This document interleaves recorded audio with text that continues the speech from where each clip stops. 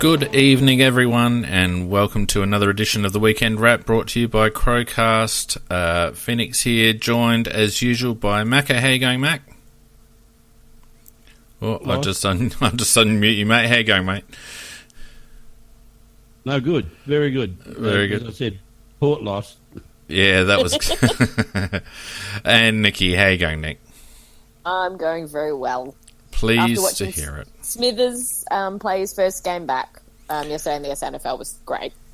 Yeah, fantastic. And good to see he got through unscathed as well. Look, let's just get straight into the scores, shall we? Because we've got a bit to talk about tonight.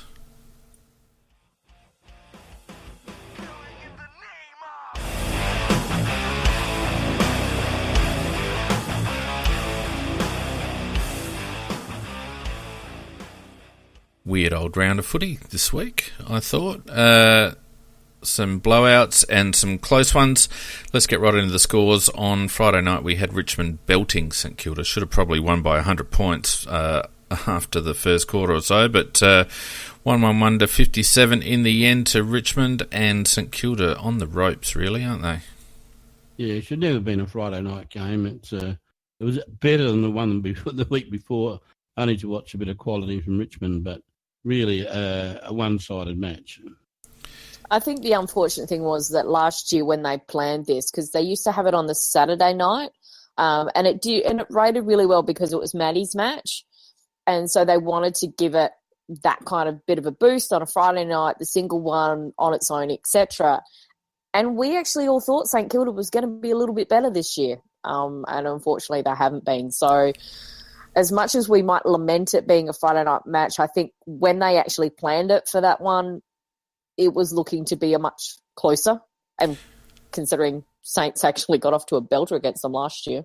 Yeah, well, St Kilda were on the same trajectory as Melbourne this time last year. Yeah. And they've just really fallen in a deep hole, and makes you wonder whether Richardson's the man for the job, because, how can you drop away like that with essentially the same list? I don't know. Plus he's been there a few years now too. Yeah, well, he's had a good crack at it. And you look at their team now and you think, well, where's the talent? I don't know where the talent is, actually. But anyway, on Saturday we had Collingwood giving North a bit of a touch-up, 130 to 64. Collingwood looked really good. North Melbourne kind of average, really. Well, I thought, when North were winning a few games early, I thought that they were playing above themselves if it's possible to do that. You looked at their personnel and it wasn't that much different from last year, and they weren't all that good last year. So, I've been waiting for the bubble to burst, and it's gone bang. And on the other hand, I also did think though that Buckley might be gone this year, but he's actually got Collingwood playing good footy. Well, the problem with North is they only really have Ben Brown up forward. And when you're coming up against a very good midfield, they're going to struggle. And Collingwood have a very good midfield, and they actually put on really good pressure down back. So they're just able to chop everything off. Yeah. North are a bit hot and cold. I've actually got North missing the 8 in the end. Yeah, me too. Yeah. Me too. Gold Coast with the upset, certainly of the round and maybe of the season, 88 to 64 against Sydney at the SCG, if you don't mind. Sydney also falling in a hole and not playing like a top 4 team at the moment, despite their position on the ladder. No, I reckon only if you drank as much as Nicky did at times could you ever pick Gold Coast. I don't drink at all. That's what I mean. It's just the people around. Just the people around it. Might pick them. But look, I think only a madman could have picked them, to be honest. There's no sign that this was going to happen. But Sydney, strangely enough, they've really struggled on their own home ground. That's their 5th loss this year, I think. Yeah, it's a highly unusual sort of season for Sydney, really. But it is kind of interesting. Somebody pointed that out and said, well, are they actually now training away from their home ground? Because they don't train on the SCG. But are they training on a ground that has bigger dimensions, because where they've been lacking previously is at the bigger ovals? If they've been doing that, it's then adversely affected their home ground, the way they play, because they can't play on their home ground anymore. I just wonder whether that's possibly a factor. Or the fact. Like, and as much as we hate Dermot Brereton, last night on the Saturday scoreboard, he actually had some really good points, which was when Sydney won back in 2012, the core of their midfield is still together. That's still playing. And a lot of the core of their backline and their forward line are still playing. They've brought in an amazing forward in Franklin, and yet they still play that same negative dour, we are going to restrict you playing. Every time a coach comes up against Longmire, they know exactly how he's going to play. He's just possibly too predictable now.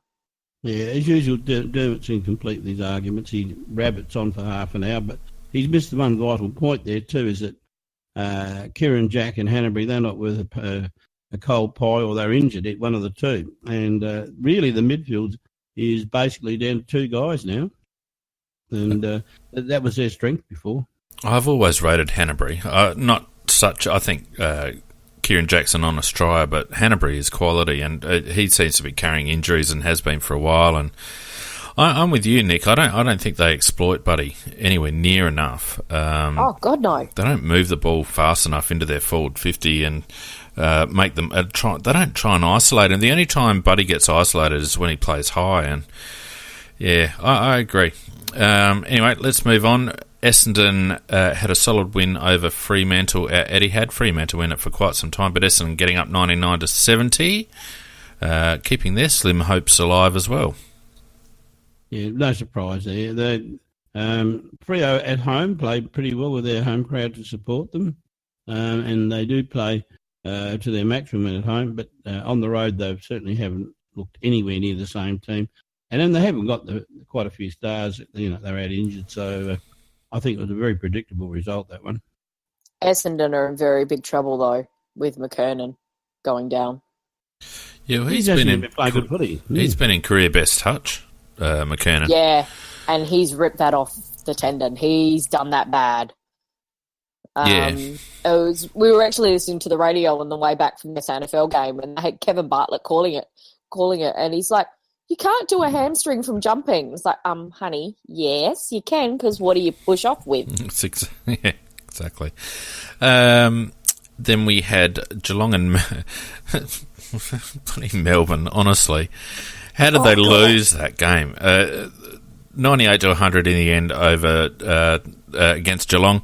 Geelong obviously winning after the siren with Zach Tui having a nice shot at goal, but Melbourne should have... Why did they... That lad, was it Petrarca that barreled the ball forward with about 50 seconds to go? Why didn't he just chip it around, for God's sake? You never give a mug an even chance, do you? And if he listened to you and did what you said, Phoenix, they would have been okay. But certain irony, isn't it? Because they've met twice this year, and when they last met, it was Melbourne in the shape of Gawn having a shot for goal to win the game, and they missed. And this time it was Geelong having a shot for goal, and they got it. And each time it's two wins that Melbourne could have had. Yeah, well, doesn't bother me too much, because I reckon they're one of the teams that we need to drop down, and obviously playing them next. Yeah, as my mum said, doesn't matter who loses as long as one of them does. Yeah, that's right. So, we're up against them next week, and that'll be a very interesting game to see how they bounce back. They've played well at Adelaide Oval of late. So, anyway, Hawthorn, was that a training run? I mean, Carlton are probably not even SANFL standard at the moment, are they? 124-52. No. Hawthorn, Etihad, and Carlton just don't even look like a team.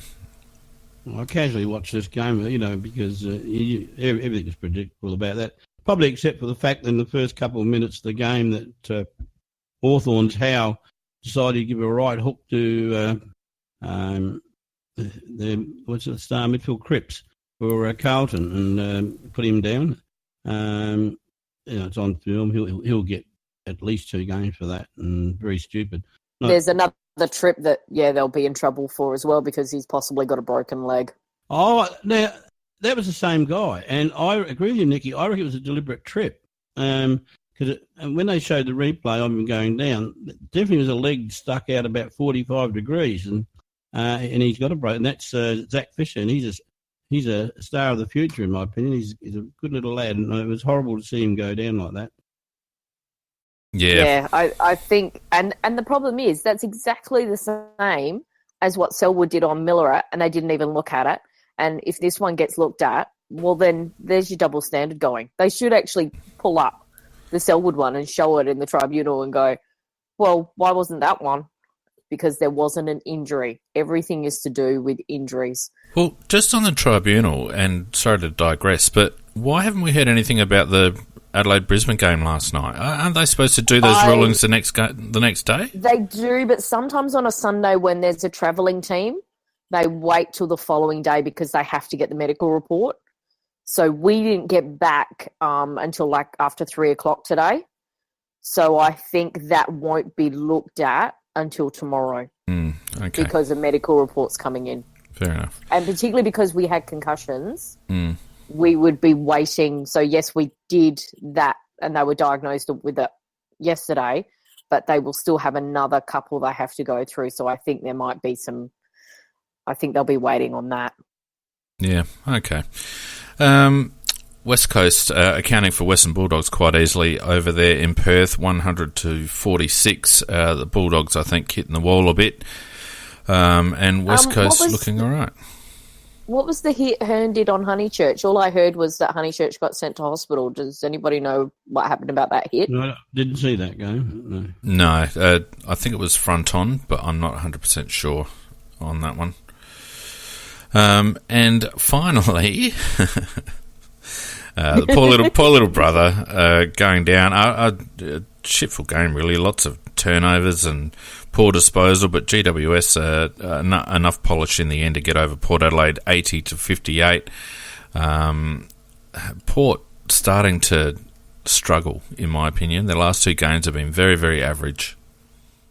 Very interesting. It was so they were getting that run on in the last quarter, and as soon as they put was it Tomlinson, I think, onto Polek, all of a sudden GWS were able to start getting that ball further down the field and into their forward 50. That's shutting down one player, and particularly when it's Polak, that doesn't bode well for your team. Well, the interesting thing, though, is Port, one thing I will give them, and I hate giving them anything, but they don't lack intensity and they don't lack effort, I thought. But the trouble is they lack skill. And GWS, on the other hand, they sort of almost match them in effort and in intensity, but their skill is so much higher. And basically that's what won the day. They got such talent. They got a very talented midfield. There's no doubt about that, but I think they're coming, GWS, actually. I think they're hitting form at the right time. They've got most of their personnel back and playing reasonable football, so I think they're going to be around the mark come finals time. But I'm not impressed by Port at all. I think they play on heart. There's not a lot of system there. I agree with that. They had enough of the ball to capitalise, particularly in that last quarter.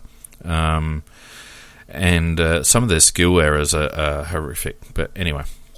And there were some really good defensive efforts from GWS. As much as the commentators were trying to overrate Dixon, I thought Davis played him beautifully. Yeah, but I mean, Dixon's a funny one because before he went to Port, I actually rated him, but he lacks polish. He lacks a little, like he's just all big and bustling and all the rest of it, but he doesn't. He often runs to the wrong places. Yeah. He's not a natural footballer. Just watching him a couple of times in showdowns and stuff, it's like, dude, your defender's leading you, actually directing you to the wrong area where you're not going to make a lot of impact. He's not a smart forward at all. Not at all. But I agree with Phoenix. I think that he fits the Port Adelaide mould, that tons of effort but no polish. Yeah, I don't know. I think he could be a good player in a good team, but because Port sort of used that chaos ball quite a bit anyway, And as you rightly point out, Nick, he doesn't seem to naturally run to good positions, and as a consequence, he just doesn't seem to influence games as much as he should for a lad his size and strength. I don't know. So also not helped by the poor going forward game plan, which is to always kick it to that outer pocket area. So if they can get a little bump out and get a throw in, because they actually kick more goals, I think, from throw-ins and contests around the world because their midfield comes down and helps out, and it's often that midfield that then's doing it. Yeah. It's not their forward line. Anyway, that's 15 minutes talking about other people, so let's get into the Crows v Lions game, shall we? Bit of an inappropriate song today. Get ugly. I should have changed that because it wasn't. I mean, it wasn't a pretty game. It was ugly from one particular side. Well, the umpiring was bloody ugly, that's for sure. But anyway, Adelaide 13 goals 15.93 to Brisbane 13 goals 10.88. So a margin in the end of 5 points. Look, my overall overarching comment about the game was it was just a gutsy win. We did what we had to do, and 2 down on the bench for a quarter and a half. I think we take the win and move on. Yeah, definitely. And I think that Brisbane are definitely a side on the rise. They've drafted very well. Actually, they've got 3, maybe 4 very good young lads there that are going to be real guns of the future. So. And actually making an impact now. So, but I think that we're still not at total full strength. And as you say, we were without two. We were 2 players short on the interchange for a quarter and a half, and I just don't think the umpires did us any particular favours at all. Just some very strange decisions or lack of decisions. I mean, how can you get blokes KO'd and not even a free kick for it? I just cannot believe it. And both of them were clear-cut free kicks. They were. I mean, they weren't even just maybes. They're just blatant. And if any of those umpires have got a game next week, then the AFL are as hopeless as I think they are. Well, we know they're hopeless. But, I mean... Look, it was poor all round, and it's interesting to hear feedback from some of the Brisbane supporters that they felt that the umpiring was biased the other way. So, I mean, I looked at it again, and I tried to look at it objectively, and I just couldn't see that. But as usual, it's not the ones that are paid; it's the ones that are missed. And I felt like they'd let a lot go, and that actually contributed to. That contributed to them losing control of the game from a physicality point of view, in my opinion. It was terribly umpired.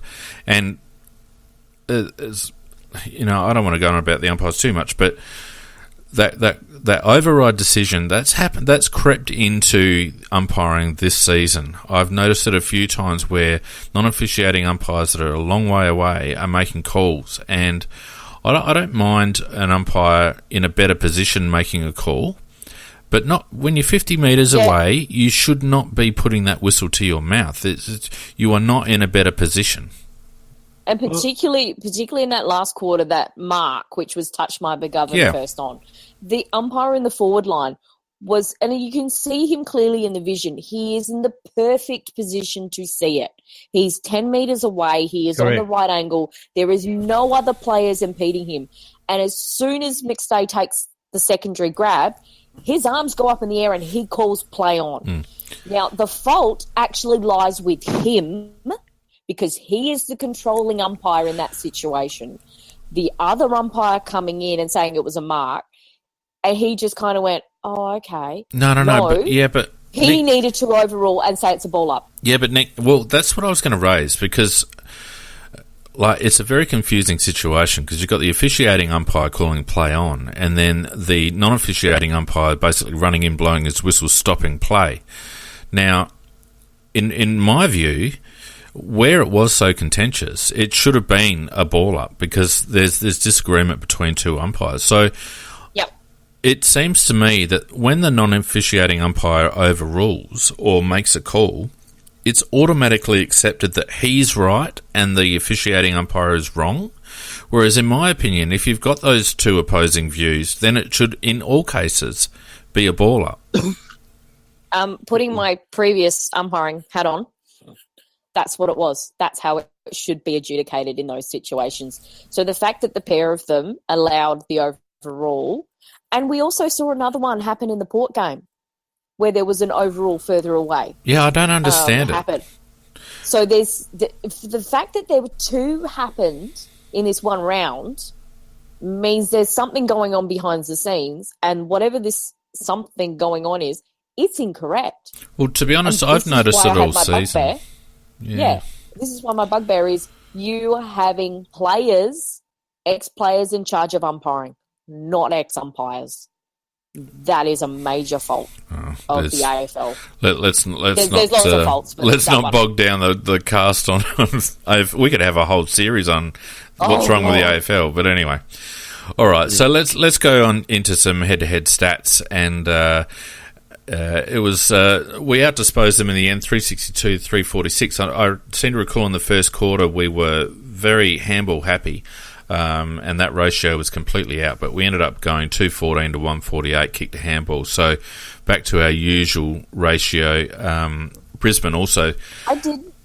Sorry, go on. I didn't mind that handballing in that first quarter because of the way Brisbane were playing and the way they were pressuring up. It was proactive handballs to get a free player. Yeah, but I felt like it was overuse.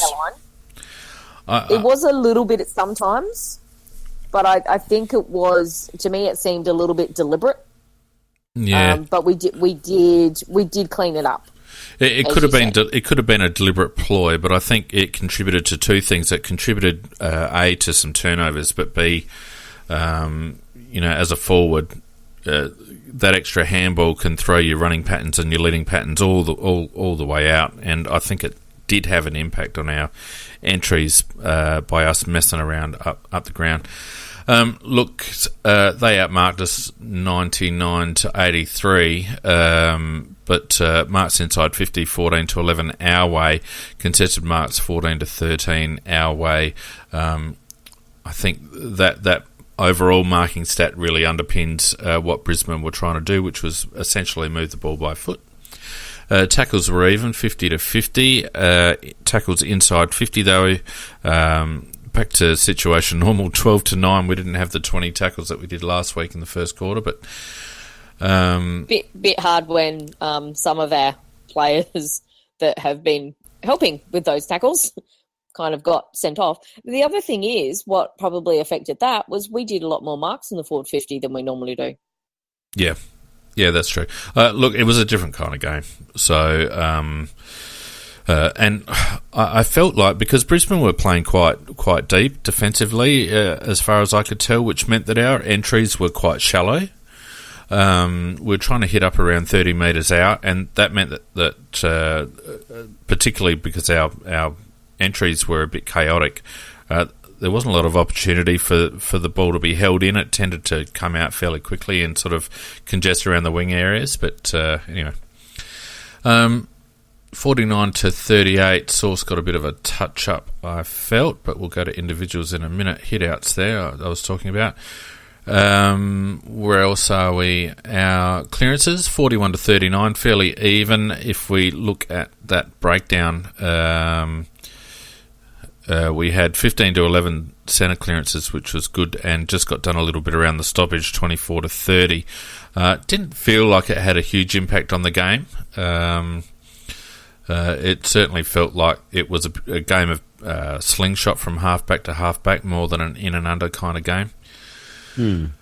Rebound 50s, 46-36 Brisbane's way, which kind of reflects what I was saying a little bit earlier about our shallow entries, because inside 50 count was 63 to 52 our way.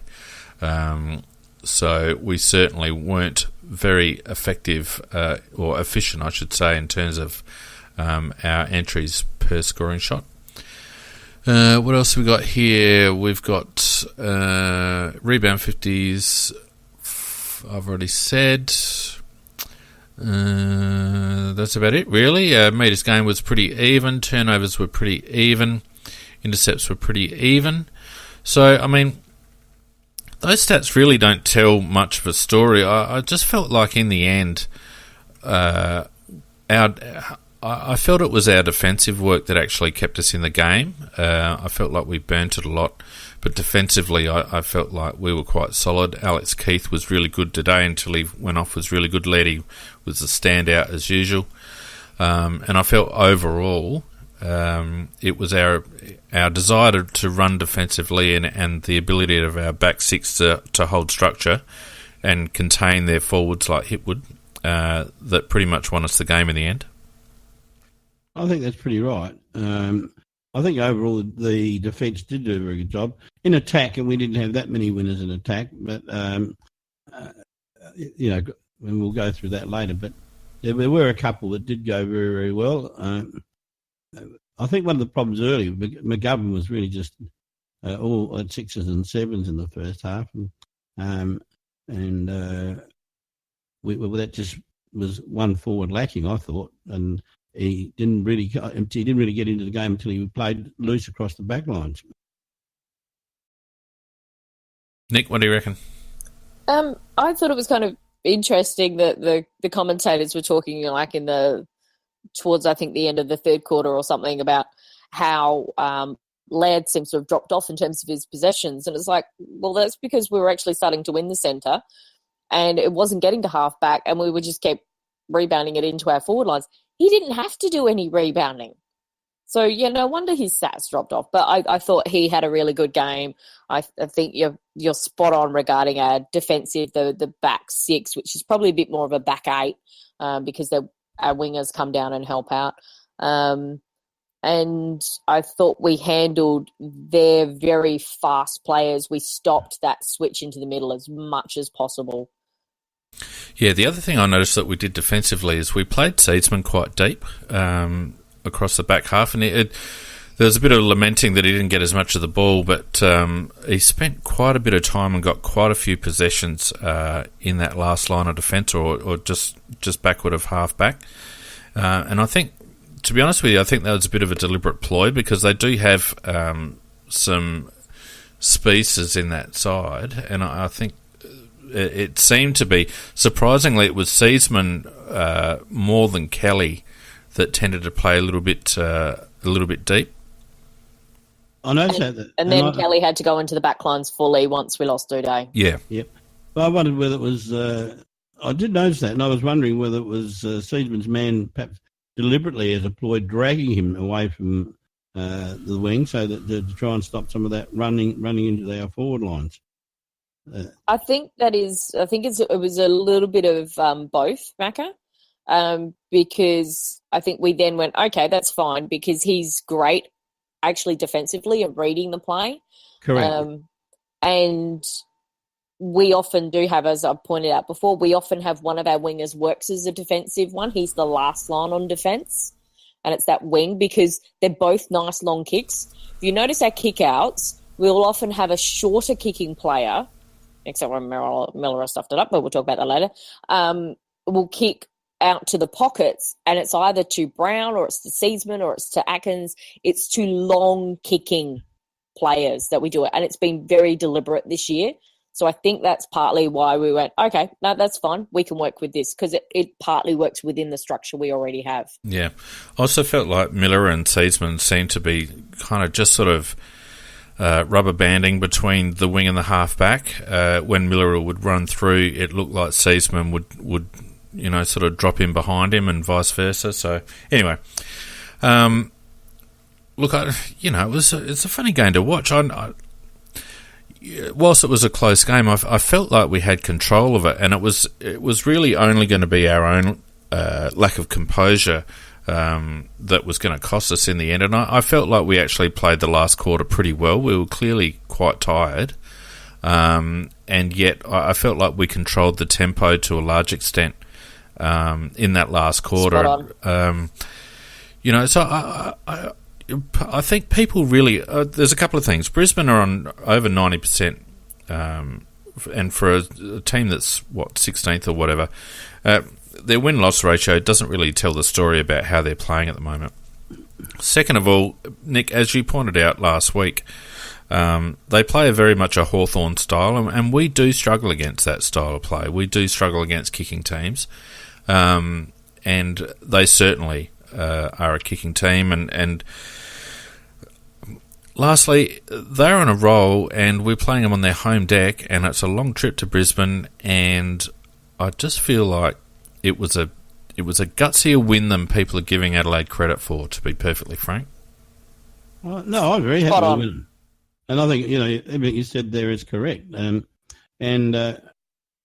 think we were, if we had not had two players short through, just being belted in the head and having with concussion and going off, well, then I would imagine that we would have won more comfortably. But our players were getting tired as the game went on. You could see that. And they were playing on heart to a very, very large degree in that last quarter. And, I think it was quite commendable, actually. Now, out of the three of us, who's the most probably positive about our team? Probably you. You, Nicky. Who did I tip on Tuesday night? I don't know why. Because I've been watching Brisbane all year, and they are very impressive. And you're spot on, Phoenix. They've only just started now to win games, but they were pushing some really good teams at the start of the year, and you could see what Fagan was doing. You could see the buy-in they had. And those last three wins they've had have been very good. Well, and for me, it was average winning margin of 35 points or something, 40 points or something. Yeah, spot on. They haven't just been winning; they've been belting teams. They belted Hawthorn last week. Belted them. Oh, well, it truly belted them, and they could have belted them by more. Even though they were very accurate. But just my overall impression of that game is, I was frustrated watching it at the time because there was some stupid decisions being made. But I agree with you, Phoenix. It just looked like we had control. And that last quarter to me, I think should mean more to the team than what the entire game last week did. Yeah. It was really only our inefficiency going forward that cost us a bigger margin. We missed some absolute sitters in that last quarter. We should never have.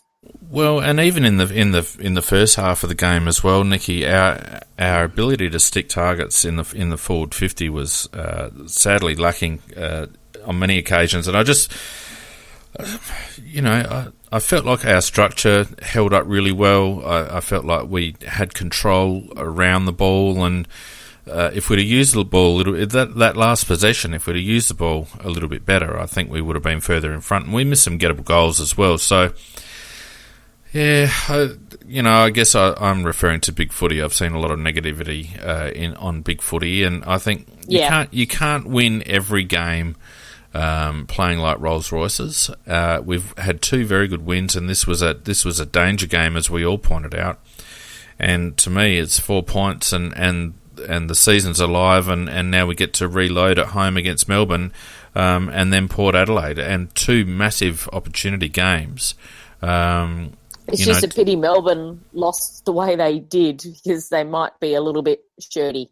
No, they'll be shattered. No, I hope they're shattered. Nicky, they're gonna come here. They're not gonna come here and just come here to play basketball. If they won, whether win or lose, they'll try their heart out against us here, and we'll try our heart against them. And it'll be a good game. Anyway, let's look at some individual stats.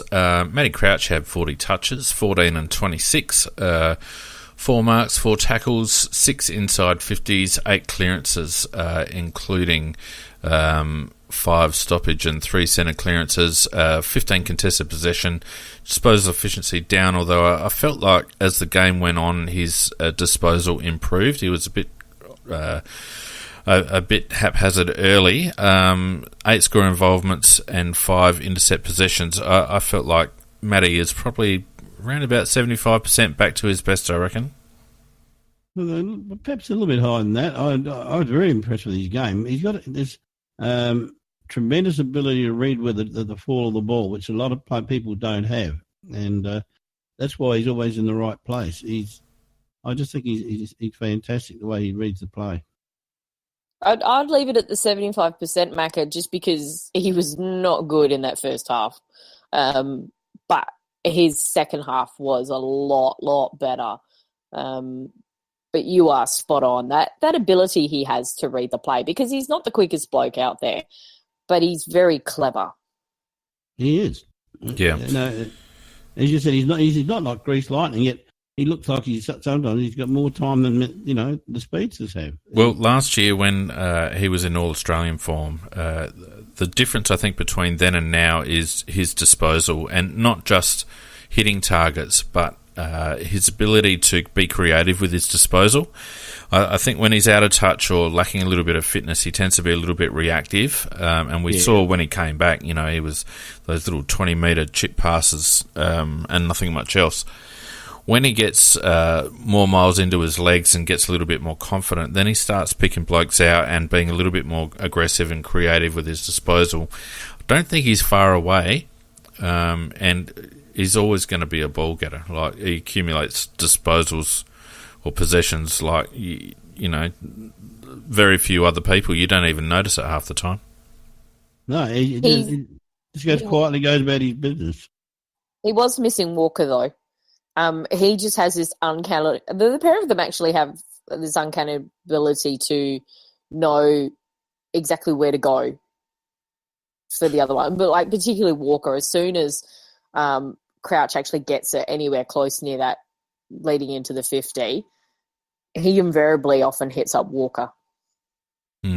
It was our whole forward line structure was interesting without Walker, because as much as Tex has been a little bit out of touch of late, he provides options and he leads up high, and we had JJ playing a lot higher than we have done for the last month. And as you say, Gov took a while to find his feet back in the team after so long out. And I think those two factors really also had an impact on our inefficiency up forward. And it wasn't until we started going a bit deeper and Hugh took a couple of grabs that it looked a little bit more settled. But yeah, it probably shows the value of Walker, even if he's not kicking five and clunking marks, just in terms of a structure. Yeah, you're dead right there. Just create. Look, he's a very difficult player to stand, Walker, because of he's big and he's strong and he's tall, and most of the time they'll be happy to get the ball to ground, which still leaves opportunities to get the ball. So you're quite right. He also controls that forward line. He directs where everybody else goes. Yeah. Speaking of lead-ups, Lynchy had 23 touches, 13 and 10, only took the one mark, kicked 3 points, which is unusual for him, 4 inside 50s, and yet 13 contested possessions as well for Tom, but went at 60% disposal efficiency, which is disappointing for him. And whilst he had 9 score involvements, and he just, I don't know, it just didn't quite seem lively, if that makes sense. Yeah, I agree with you, because I don't know what his breakup of his touches were, but 13 and 10. Yeah, and there you go. At half time, I said to Mrs. Macker, haven't seen much of Lynchy at all. I don't know what's going on with him, but as you see, he had 13 touches. They obviously weren't very noticeable touches or standout touches. Now, Nikki, you might have noticed they had someone running with Lynch, and I can't remember who it was. They did. They also were I did notice a couple of times they would work very hard to clog up the space in front of him. So that to try and stop us.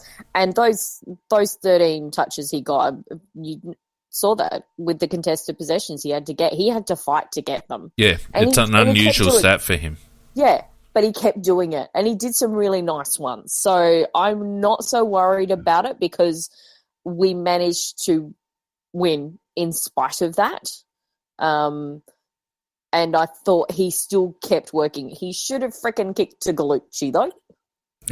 He was I know that one. Yeah. But I can understand he's had a bit of a dog of a game, and he just really wanted to take that moment. And it's said, "Oh, I can do this." He didn't miss by much, but come on. Yeah, it's not like when our first ever cock womble we ever gave to him, which was missing from 5 metres out in the goal square. Yeah. So I kind of, it was 6-1, half a dozen the other there, but he probably should have kicked to Gallucci. Yeah. Look, I think Tom's stats and his game in general, I think you hit it on the head, Nicky. I think it's indicative of how teams like to play us. So they recognise that we do have those one or two players that really do act as the conduit between our back and forward half, particularly on that transition, and they definitely worked hard. I can't remember who the guy was that was sort of tailing Lynch. Damn it, it was... At times it was... was it Witherden? No. Was it Robertson? That blonde defender? Could have been. Yeah, I think it was. Anyway, so they definitely put work into him. So, Tom worked through the game and he did have some effective touches, but it just shows how teams look at us and analyse our ball movement. Speaking of ball movement, I thought Wayne Miller, despite a couple of turnovers, was really good. 14 and 8 for 22, 7 marks, 2 inside 50s, 5 rebound 50s, went at 81.8%. So aside from those couple of blunders, he was really good by foot. 3 score involvements and 4 intercept possessions. I just think I read a comment again on Big Footy today, and it was from our Tuesday night cohort Peter J, that you want Wayne to keep making those passes, keep taking those chances, and I agree 100% with him, because those 2 passes come off and they result in scoring opportunities. So I don't mind it at all. It was just really frustrating because I could see the Brisbane player standing there when he kicked out to him. Yeah, that one, I was like, that's ambitious. Yeah, that was like, we had 3 players around it and you kicked to the one Brisbane player in the middle. Well done, done, Wayne. That was a beautiful pass to him. Yeah. What I did love, though, was after the song, you can actually see Eddie go straight up to Miller and starts talking to him, I think, about that one in particular, and is teasing him a little, which was kind of a bit cute. Having said that, it was a shocking one. His use of the ball overall was very, very good. And he had a couple of nice little weaving side steps again that he just does so well. Atkins needs to look at those. He can do them a bit better than he can. The bit that pisses me off with Atkins, and I actually thought Atkins had a decent game. He had a good game. But he did get caught. He did, well, I thought he had a decent game because he had a really good game at the start, and then he faded out in the second half when everybody else kind of picked up, which was interesting. When he gets that, he breaks one tackle and then he goes into the next one. He just lies there like, I got caught. Freaking make an attempt, you dipshit. There was a couple of occasions, and one in particular sticks out to me. It was in the second quarter, and it was on the outer wing, and there was a ball coming in into Brisbane's forward line, sort of half forward, and there was a one-on-one contest, and Atkins was off to the side. Now, Atkins, if he had been willing, had the opportunity to chop across the front of that contest and take an intercept mark, and he just sat there. And it's indicative of Rory's game that he just will not get involved. He will sit on the outside and wait. And what he does in those tackles, Nicky, he actually, it's deer in the headlights stuff. He doesn't look for the outlet disposal. Yep. Never, ever, ever does he look for the outlet disposal. He's always trying to evade, and it's all right to evade when you've got a bit of momentum going, a bit of head of steam. But when you're basically on the spot, you've got to give. And his vision, his peripheral vision, and his ability to dish off is very, very poor. Well, you're never going to give it, unless you give him a heart transplant, you're never going to make it. No, it's a brain. It's but not the heart. You know what, Macca, it wasn't even that incident that I was talking about in the second quarter. Well, it wasn't even about heart. Nicky's 100% right. It's either a lack of concentration or just an unwillingness to be proactive and get your own ball. To me, Rory's biggest problem is that he doesn't get his own ball, and that was a perfect opportunity. He probably wouldn't have even copped any body contact. He just had to float across the front of that contest, which was two blokes grappling, and take an overhead mark. And he just didn't do it. Which is a pity, because a couple of things he did was very good. That first kick to Jenkins, it was a magnificent pass from a long way out, and allowed Jenkins to run straight onto the ball and set up a goal. So he can be a good player. And I agree with you about the lack of, say, a frenetic desire to win his own hard ball. He would look really good in Hawthorn, because he has all these other teammates whose job it is to be that dirty sniping hard at the ball. Because we've seen how Henderson plays. Now, and Henderson Isaac Smith. Yeah, and Henderson's a bigger squib than Atkins. And I reckon it's a close call, but anyway, point taken. No, Henderson's a bigger squib. Atkins has actually done some tackles this year. Has Henderson ever done one? But the way that we play, he has to do his fair share, and he doesn't, and it's showing up. He kind of got a bit better once he came back. And he did some nice physical stuff at the start of this game as well, and then he dropped off again. He needs a bit more of a kick up the arse, I think. He's the reverse. I reckon he's the reverse David McKay. David McKay, you'll never question his intent or his ability to and desire to put his body in, but you question his disposal and his ability to distribute. Rory Atkins, some of his footwork, his foot passing is exquisite. It's top 10% of the league. So gorgeous. But he's such a liability defensively, and it's such. You don't want him to be Mark Rasciuto, but you just, pardon me, you just want him to go when it's his turn to go.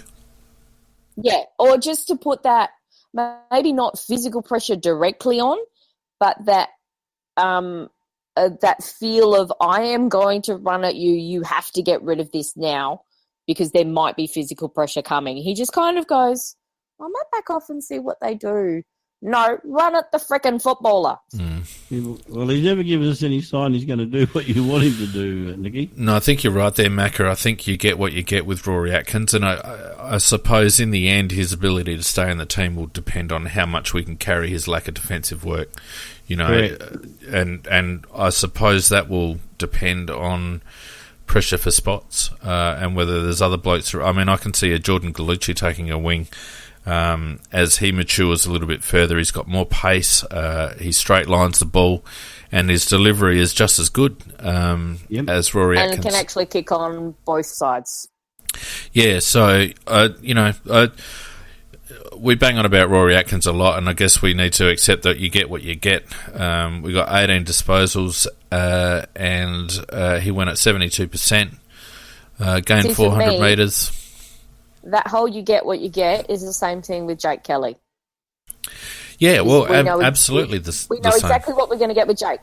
He doesn't have those beautiful foot skills that Atkins does. But unlike Atkins, he actually knows his limitations and he works within them, and you're always going to get 100% from him. I would much rather have Kelly in a team than I would Atkins at times. He had a sound game, I thought. I don't think you're comparing apples with apples there, because whilst Jake does know his limitations are very limited.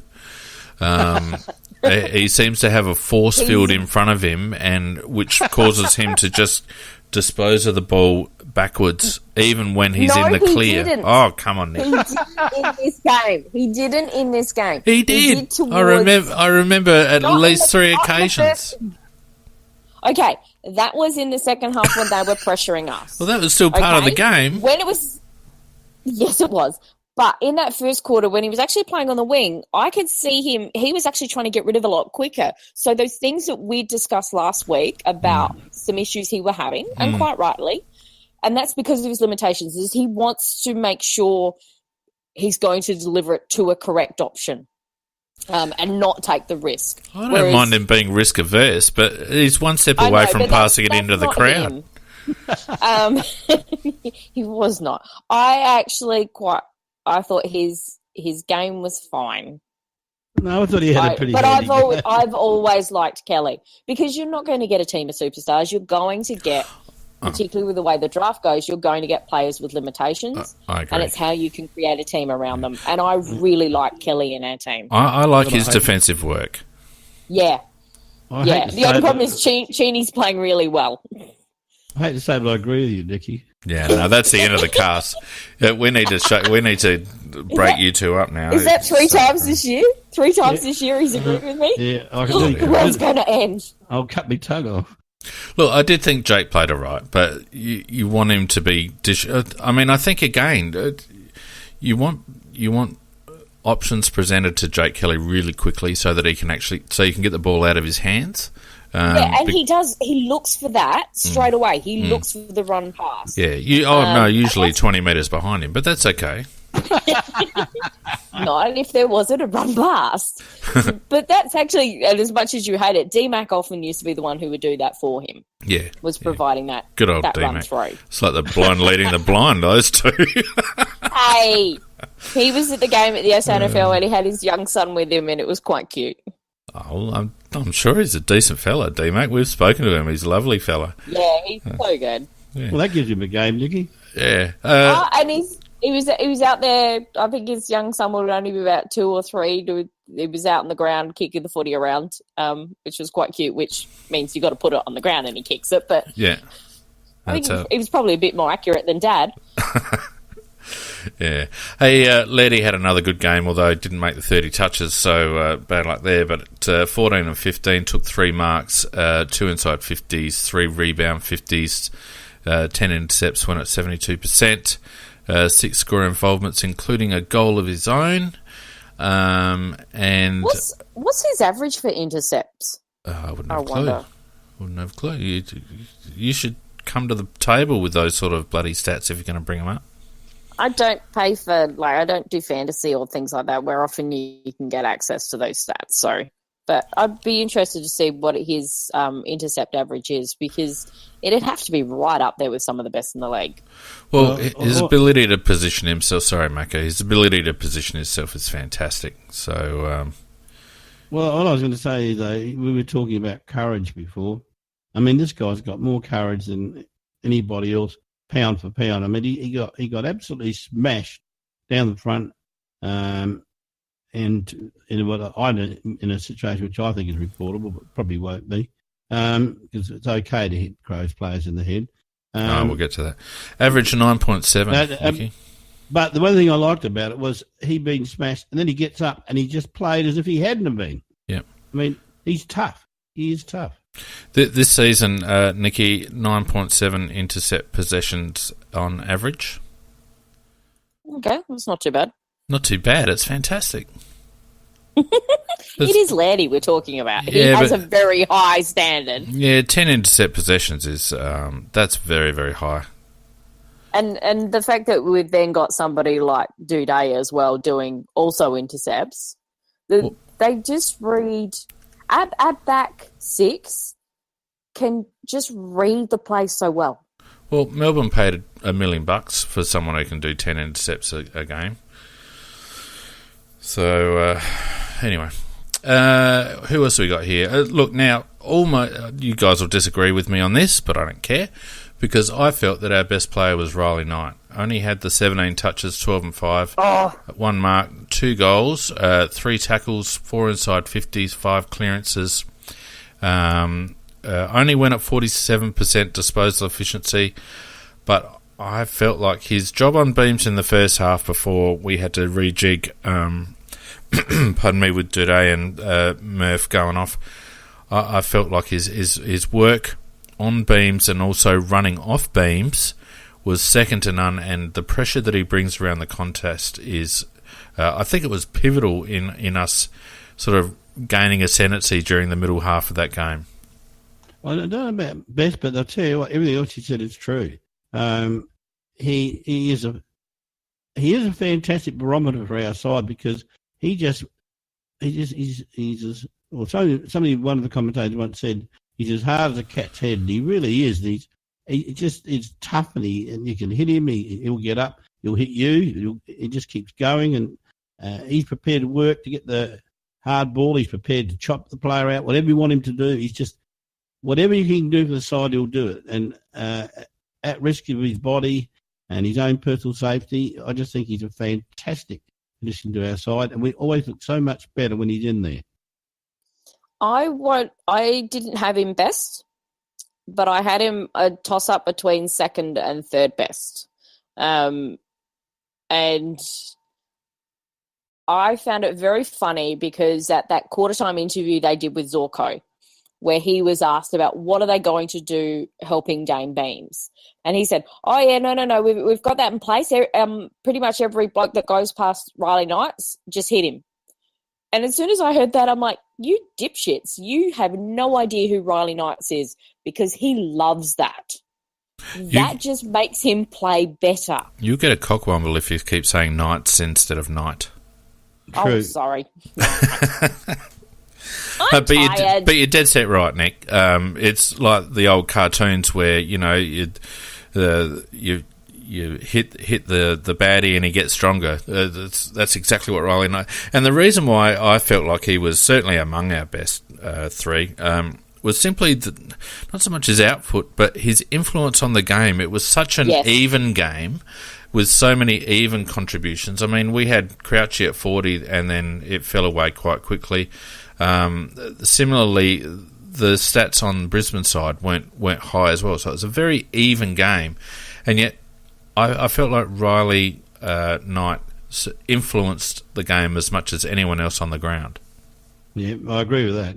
And the only reason Beams got more possessions in the second half, and it wasn't he got away from Knight, it's that we actually took Knight off of him and we had to because of the rotations. Yeah, we actually, exactly right. Knight, we took that tag off Beams, I think. Certainly the way that he tags, and it's not just him because once again, because I commented last week about with Selwood that Selwood got away from me a little bit, but Gallucci then came across to cover.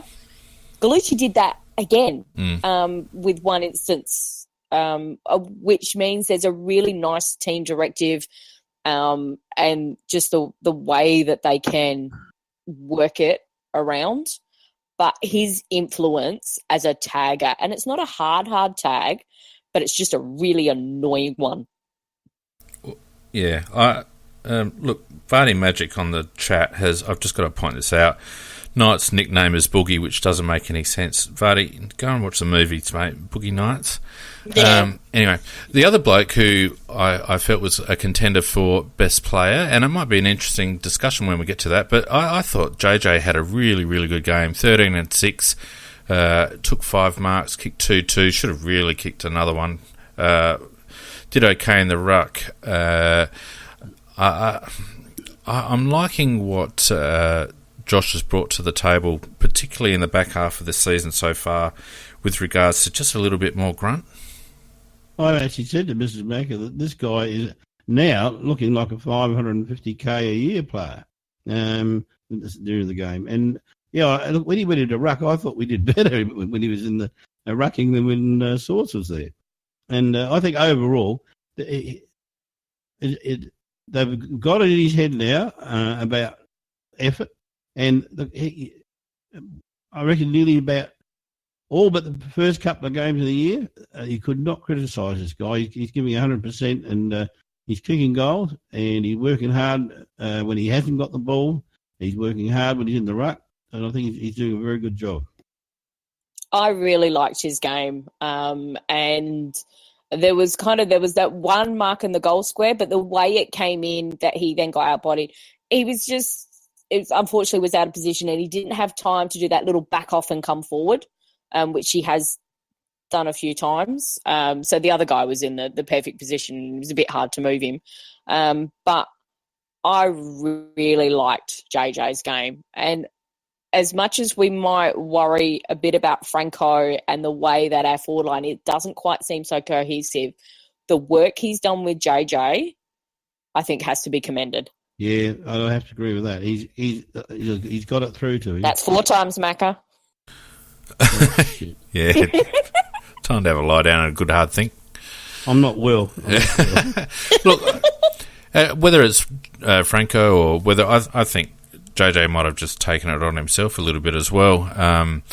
But I think he has. And he's never going to be, Barry Hall, for Christ's sakes, but he competes. He stays in the contest for much longer than he used to. That was my biggest issue with Jenkins, that it'd be one effort and then he'd just fall right out of the contest, whereas he stays involved in the contest for longer. And I'm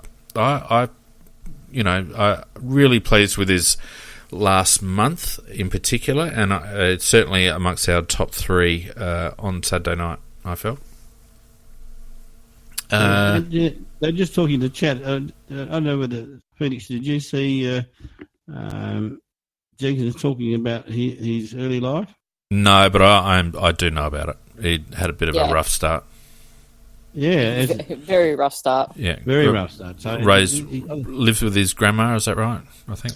She's not technically his grandma. Yeah. She's a friend of the family who took him and his sister in. So really, I think, given his background and everything that he's had to go through to get there, he's to be even more commended for the change he's brought about in his game and his attitude towards it all. Yeah, absolutely. I've been probably, certainly amongst the CrowCasters, I've probably been the biggest JJ basher of them all. But I think whether we're talking about Riley Knight or Rory Atkins or whoever, we just want them to play well, and we just hope that they play well. So we point out flaws and we get frustrated and all the rest of it, but credit where it's due with regards to Jenkins, because I think he's playing to his maximum at the moment. Yeah. Bryce Gibbs. What do we think about Bryce Gibbs at the moment? He had 16 and 5 for 21, 7 marks, 3 tackles, 5 inside 50s, 9 contested, went at just under 67%, 7 score involvements. He keeps getting decent numbers, and yet he's not influencing the game as much as what I thought he would. He was in that third quarter, because the first half we played him more forward with only short stints in the midfield. Yep, correct. When Sloan went off. The third, he then went more in the midfield, and he was doing a lot of that good clearance, that push work. We were getting it into our forward line. So I thought he was really influential in that third quarter to get us that nice buffer up and going. He worked a lot better this week with the forward line. And, he's been shoved down there fairly quickly and having to learn the way that our forward line kind of works. But mostly what he's down there for is to supply that pressure, and he did it. So it was kind of funny because you look at his stats afterwards and you don't notice him. Yeah, I think that's just him. No, they've changed the way they're using him, Nicky, and they have, and they're wasting him. They are wasting him. I think so too, Macca, because he was a standout in the first month of our season. He really was. And what he was doing is the role that we recruited him for. Sloney was actually doing the hard work and getting the ball out and shooting it out to Gibbs. Yeah. And that was what he was recruited for. And because he has got that polish once he's got the ball in hand that a lot of our other players don't have. And at the moment, he was played the first half nearly all in the forward line with just an occasional run of the ball, and I thought absolutely wasted him. In the second half, they used him much more on the ball, and Greenwood was the guy that they used up forward, and with much more success, I might add. Yeah. But at the moment, I just think that the coaching staff didn't have it right in the first half at all. That's because Greenwood is taller. And as he did reveal in the after-match interview, his junior football, he actually played as a key forward. So Greenwood knows how to be a key forward. Yeah, it was a state under 16 forward, Hugh Greenwood. Yeah, and he's got good wingspan. And he was predicted to be top 10 in the draft from the under-16s. They could see this kid was going somewhere. And we can see that with what he can do with limited time on the ground. But I think you're spot on a couple of weeks ago when we were talking about Gibbs Phoenix. The problem is Matt Crouch. Because Matt's come back, Gibbs has lost his place with what he was doing. So that needs to be resorted out. Yeah, it's interesting because Crouchy had 15 contested. Sloaney had 9. I felt like Rory Sloane was fairly well held.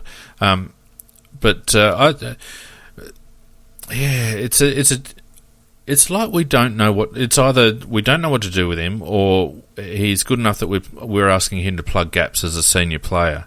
And it's probably a bit from column A and a bit from column B. I'd just like to see him off the back of the contest, like Macca said, and being that distributor and making the most of his strengths. Him up forward, he's not a marking player, so he's not like a Rory Sloane or a Huey Greenwood that can take a pluck. He's not going to give you that. He's more of an on-the-deck player, and I don't think he's fast enough or agile enough to be really effective. Just play him behind the contest. Play him either off half-back or at the back of the stoppage, and allow him just to be that outlet and that distributor, because that's, I think, where his strength is. Okay, I saw something very interesting in the SANFL game, in that we were very light on in our midfield because Cam Ellis-Yeoman travelled up and Gibson was out with illness. So we didn't have those really big bodies in the midfield. So we had to use Jarman. We had to use Fogarty. And Paholke was pretty much our lead in the midfield. Signorello's too slight. He doesn't go too badly in the midfield, but gets a bit lost. But interestingly, what we did to counter that, in a way, was we paid. So instead of that forward running off the back, which would then go and become a forward, we were running that position as an extra midfielder coming in off the back. And then they would still kind of stay in that extra midfield-ish kind of role a bit more than going forward, which I thought was very interesting. Not something that we've done in the past. No, but knowing that we pretty much only stick to our AFL game plan, that's what we did, going, okay, so that's got to come from up above, or is this something that O'Keefe is kind of tweaking? Or maybe it was just a case of necessity because of our personnel, Nick. I don't know. I think it was a little bit of everything, but it was really interesting to see. The other interesting thing to see was Eddie Betts being included in the rotations in the second half. Now, I know that was probably somewhat out of necessity, but I felt he was actually quite effective when he was in the midfield. Yeah, he does. He plays midfield quite well. I don't think he's got the tank to do it too often, but we did it a little bit last year. Every so often, we would do it, often in the last quarter. Yeah, it certainly come off the back of the square quite a bit. I thought maybe somewhere between 4 and 6 times he did the centre clearance. Yeah. Yeah, I thought he was good. I didn't mind Betts' game. People were complaining because he's not kicking goals, and that handball off was ridiculous. Someone's got to get in his ear about that because he's got the yip. Well, he might have the yips, but Macca. he's got to kick it. He's got to front up. Problem. He's got to front up. And where he took that mark, he was on an angle. He could have very easily done a bloody, what's his name, Stevie J, and just done a hook kick from where he was. Giving it off like that to a bloke in a bad position on his wrong side that was so wasteful. He's a senior player. He's got to front up and take those. But aside from that, I felt like Betts has gotten busy again, and sometimes he'll kick it 3 or 4, and sometimes he won't. But he's always got your attention as an opposing defender, and sometimes that just lets other people have opportunities.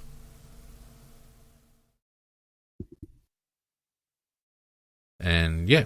I think we agree. Yeah, we agree. I just agree with you. I don't know what else to say.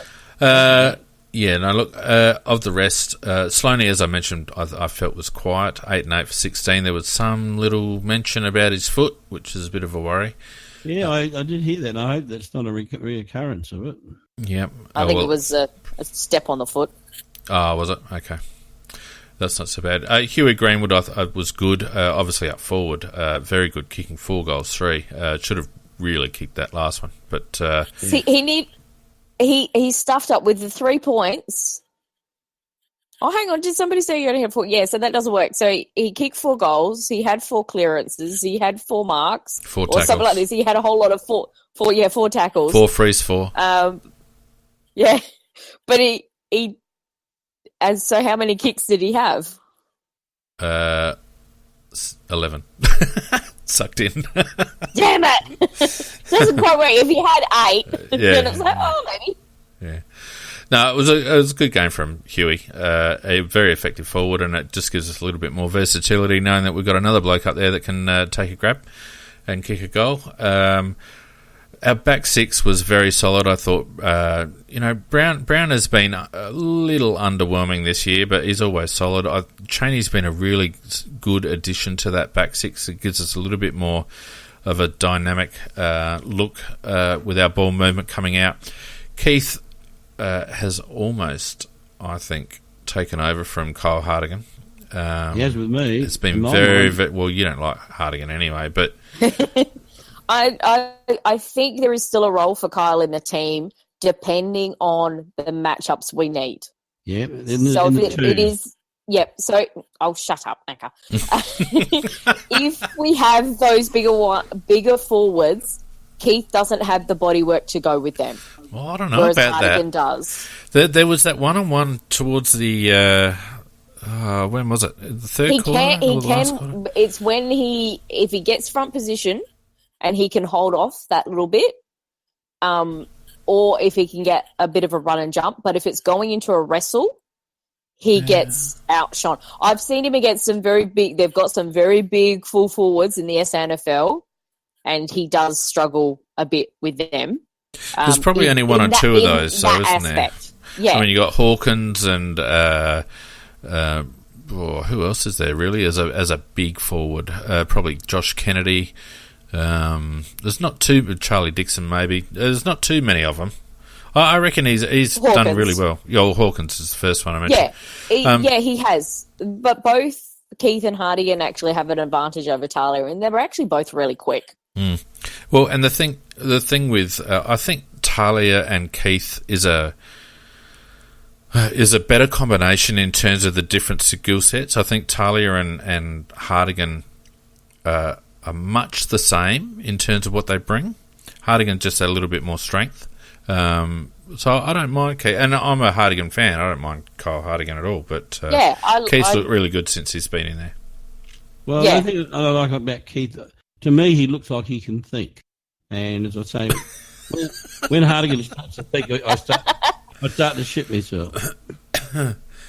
Oh dear! I was watching a really good brain documentary last night, Macca, and you'd be quite interested in how the mind operates in terms of conscious and unconscious thought. But anyway, that doesn't apply to Hartigan. Mitch McGovern struggled in the first half, but sort of got in amongst it and ended up taking 5 marks in the second half. In the back lines. Yeah, not all in the back lines. No, he did up forward as well, Macca. Yeah, but mostly in the back line. He also, so one of Greenwood's really good marks, he should have got a free because he was full on pushed out of that contest. Yeah. But what I'm saying about Gov, he really struggled up forward in the first half.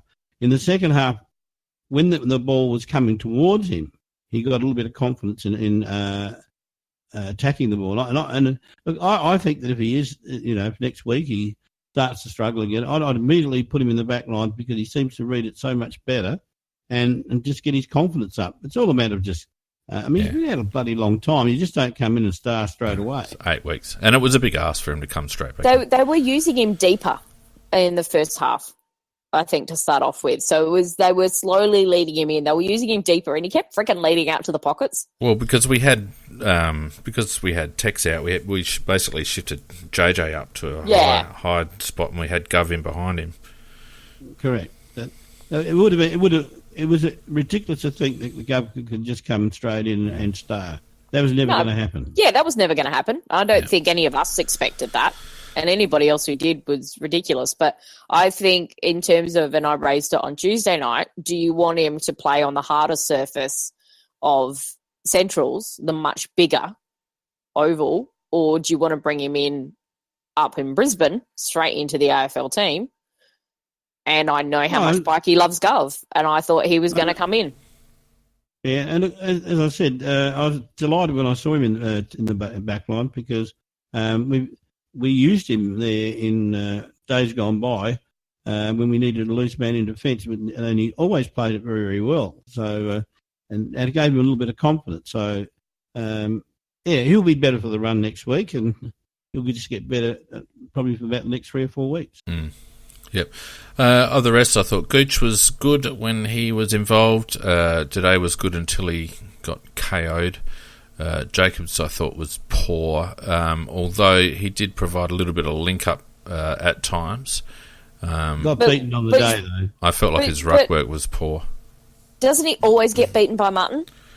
Martin's but Martin's always beaten him. I don't think he's ever beaten Martin. Even when we were thrashing Brisbane teams, Martin, there's just something...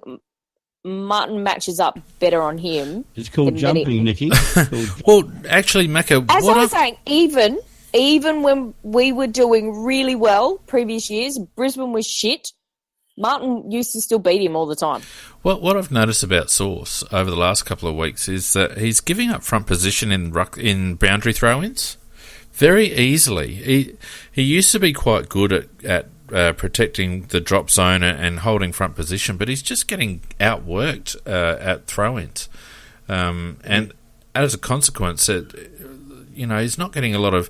If he is getting the tap, it's usually because that's where the other ruckman was going to tap it anyway, and there's kind of both going in that direction.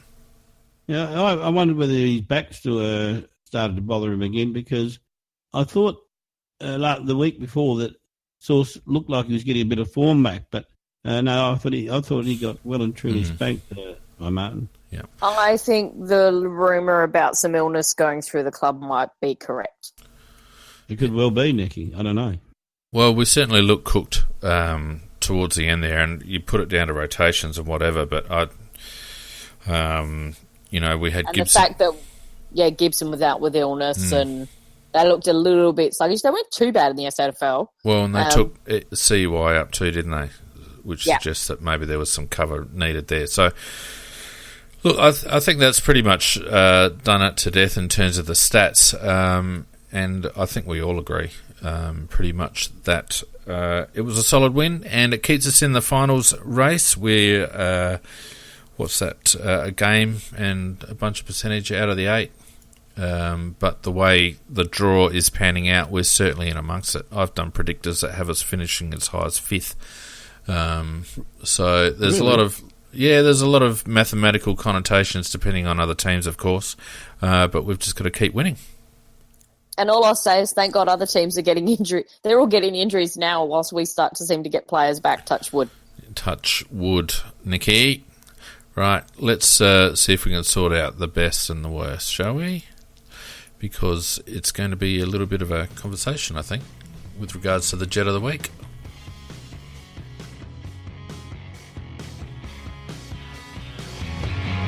You're gonna get what you need. Gonna get what you need. You're gonna get what you need. So the easy option is Lairdy. Yeah. What do you guys think? Oh, no. I didn't think that. I thought Matty Crouch.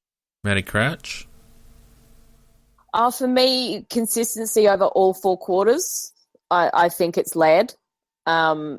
Just because there was some stuff-ups from Crouch. Crouch had a massive second half. He had over 25 touches, I think. But for me, when you're looking at this type of award, I always look over the whole 4 quarters, because if you're going to the one that was the Jet who impacted, then it had to be Greenwood. But he only did that towards the end of the second and start of the third, which kind of you could say won us the game, but he had 11 kicks as opposed to the 40-odd possessions. So for me, I just thought Laird was a bit more influential. I don't know who's going to get it. Well, we've got 2 for Lambert Crouch, and honourable mention tonight. And JJ. And JJ. Yep. In fact, well, let's give it to.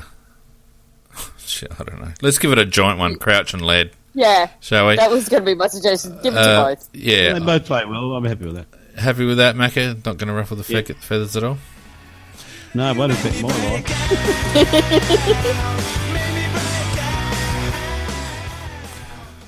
I'd like to give this one to Riley Knight, even though he's not really eligible. Probably Miller, I think. Is this for, Although Slow Ranger 3's, Greenwood for Jet, after what I just said. Yeah, well, that's true too. This is actually a hard one because I actually thought those 3 at times played really well. I don't think we can give it to Knight. I don't think he qualifies. I know, which is a bugger. Because I think he does deserve an award somewhere. But so who does qualify then? Greenwood and Miller, Lockie Murphy, Tom Duday, Gallucci. I think Greenwood shits it in then.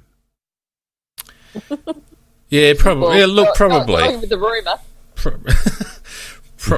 Probably Huey, I think. On balance, I mean, 4 goals, 3, match winning, 17 disposals. I mean, Miller had 22, did turn it over a couple, so that probably cost him for the... Miller made me yell at the television, so that's a no. There you go. Twice. Righto. Oh, well, that's it. yeah, there we go. Nicky yelled at the TV. He's done. All right, and Wake Up Award.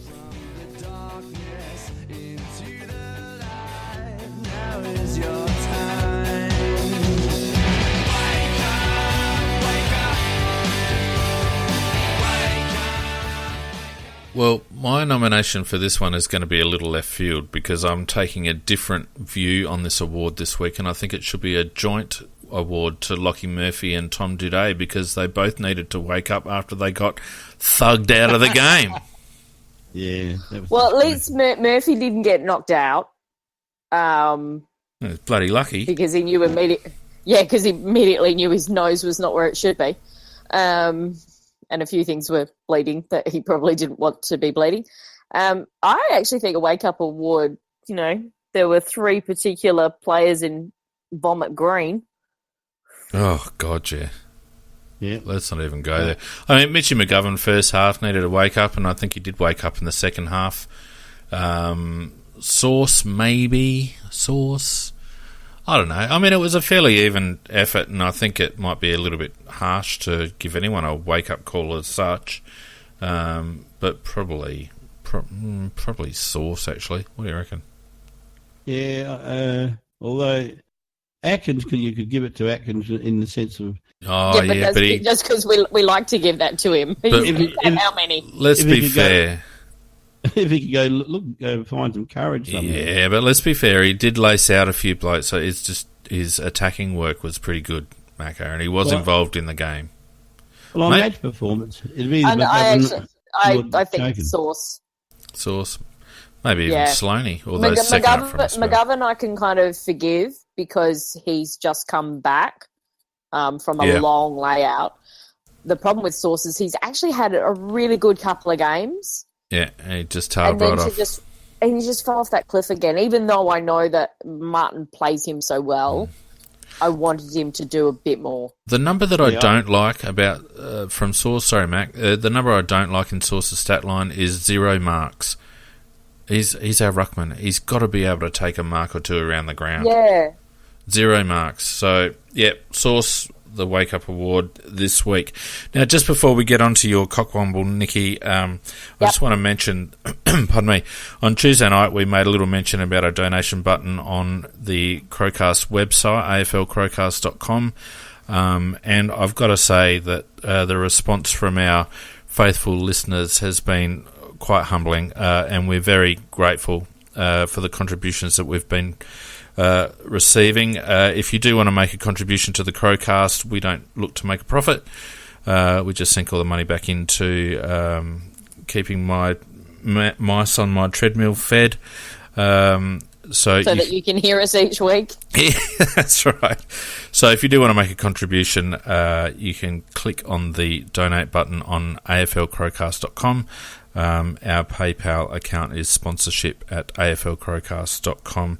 But thank you very, very much to those who have contributed. It's much appreciated. Now, Nikki, 2 cockwombles in a week. I know.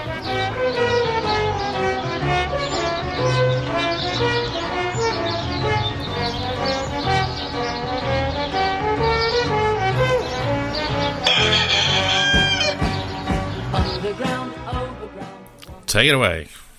Well, the obvious one are the umpires, because that was just shocking performance. And it wasn't just in our game, but the couple of the non-decisions that occurred in our game were, and the fact that there was pushing and shoving at the start. They did the right thing, because as soon as we got their first ball up, they paid a free tonight. They then didn't follow it on because Brisbane still kept pushing the mark. They let it go. And because they let it go, Brisbane knew they could step over the line. And that actually impacted on those injuries occurring. So they definitely get a Cockwomble nomination for that. But if we go back earlier in the week, AFL 360. So we have the big thing of Gibbs going to the tribunal. That gets announced. They're doing their show. All that comes up is a little cryon across the bottom to say he's got off. They do not discuss it at all. That was a pretty big news story with what has happened regarding the tribunal. Nope, don't want to touch that, don't want to talk about it. Then you get Channel 7 this morning. Trying to remember the name of the woman somebody said who was on the game day or whatever. Apparently those Brisbane players will not have a case to answer at all. Not a problem. Yeah, I heard perfectly fine. Who was that? Some twit. Wasn't bloody Daisy Pearce, was it? It was a woman, I don't know her name, who was the one who seems to be in charge of it. Oh, she made the comment that no, they'll be okay. There's nothing there. Well, And yet all you have to do is look at the match review reports. It's all to do with consequences. They're both going to be impacted as high. Yeah. Neither of them Even took if part careless, of it. Yeah. That's still at least 2 weeks. Yeah. 2 down to 1, I reckon, for McStay, because I reckon today did contribute to that a little bit. He did drop in the attempt to brace. He didn't duck, but I think he did drop. No, he didn't duck. But the one against Murphy, not much Elbow different. up. Well, not much different to the Jeremy Cameron one. Jeremy Yeah, Cameron that's nearly right. got hung, drawn and quartered for what he did, and nothing on McStay, just because Murphy got up. Well, the one on Murphy was worse than the one that Tex did. And Oh, God, yeah. Yeah. And quite amusingly, Chris Fagan, as PJ Crows has pointed out, Chris Fagan was not asked one single question about the incidents at his presser, whereas Don got asked 4 times. But I'll bet you Texas won. And interestingly, Fagan actually came out with the whole thing, oh, really pleased we won the last quarter. Dude, you had how many more rotations than us? You should have won that last quarter.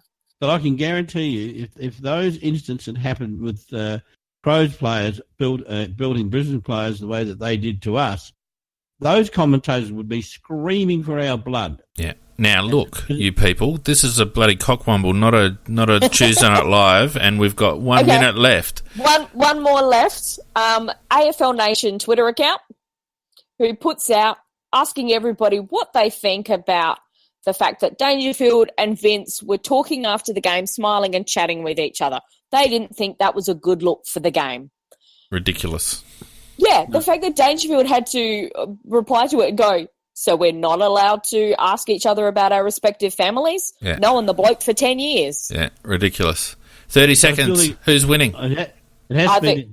It has to be the umpires, doesn't it? Yeah, it doesn't, Nicky, because they say the head is sacrosanct, except if it belongs to a Crows player. The whole coverage on Saturday night was horrific. Like, it was woeful. Could they have cut off the game any quicker? There was no post game. There was nothing. I know that we had the Melbourne Geelong game as well, but No post-game as well, and I've just done myself in. So, who are we going for? The umpires, but I do think an honourable mention, and you know they're bad because Paul Roos, who hates us, was actually talking up how bad the umpiring was. Very good. Guys, thank you so much in the chat for joining us again. I've mistimed this completely. It's ridiculous. Go again. Don't forget, AFLCrowcast.com. Follow us on Facebook and Twitter, AFL Crowcast. iTunes reviews are always appreciated. Thanks, everyone on the chat. And we'll see you on Tuesday night for Tuesday Night Live. Thanks, Macca. Thanks, Nikki. Goodbye. Yep, good night, all. Not all.